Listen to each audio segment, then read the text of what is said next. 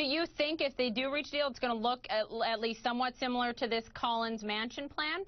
Yes, I do. I think it'll be along those lines. I think they'll work out something that both Harry Reid and Mitch McConnell, the Democratic and Republican leaders in the Senate, can support. It'll pass the Senate. It'll then go to the House. It'll be enormous pressure on the Speaker, John Boehner, to let it come up for a vote. There you see some of the outlines. I don't know if it's going to be all of that. It'll be some of that. Then it'll be enormous pressure on Boehner to go ahead and let it come up for a clean vote. You need 217, given there's 2 or 3 vacancies in the House right now to pass it. I think they'll get that easily. There'll be 40 or 50 conservative Tea Party supporters who will reject it. There'll be a few liberals who might reject it, although I suspect only a handful, if that. But in the end, I suspect it will pass.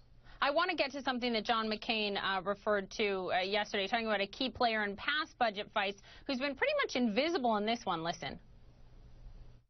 So I'm hopeful we will get negotiations. I hope the president will become engaged. Maybe we need to get Joe Biden out of the witness protection program because he has good relationships with. We haven't heard very much from him.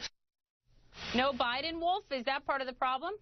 He's been involved, but he hasn't been very visible, to be sure, in part because some Democrats, including Harry Reid, weren't happy with the mediatory role he took the last time around when they did avoid that fiscal cliff and they got through a deal. But some Democrats thought he made too many concessions at the time. So he hasn't been very visible, but I know behind the scenes he's been participating in the president's meetings. Whenever they invite Democratic and Republican members over to the White House, he's there. But you're right, he hasn't been very visible this particular time, not because the Republicans don't want him involved. I think there's some Democrats like Harry Reid who really didn't want him involved.